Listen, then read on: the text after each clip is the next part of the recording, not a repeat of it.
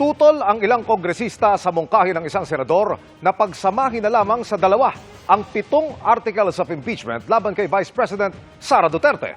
Walaan nilang dahilang madaliin ang paglilitis dahil maaarian nilang tumawid dito sa susunod na kongreso. Nakatutok si Tina Panganiban Perez.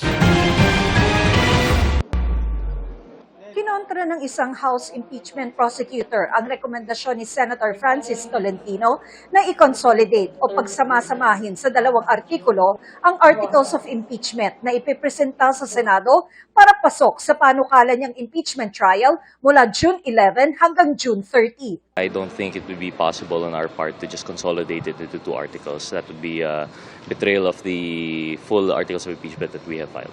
Parang 2 araw lang yung nabibigay for presentation na evidence. Hindi siya magkakaroon ng fair day in court kung mamadaliin naman ngayon. Alam natin pag minadali, kulang yung oras sa dami ng mga ebidensya na ipipresenta. Hindi mo naman yun magagawa ng 1 araw lang at parang hindi din naman yun sapat, parang gano'n.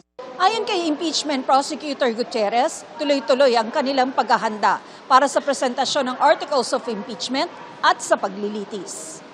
Naninindigan din ang House Prosecution Panel na pwedeng tumawid ang impeachment proceedings mula sa kasalukuyang 19th Congress patungo sa 20th Congress. The impeachment can cross over into the 20th Congress as per jurisprudence of the U.S. rin po. Pero ang ilang leader ng Kamara, ipinauubaya sa Senado ang pagdedesisyon.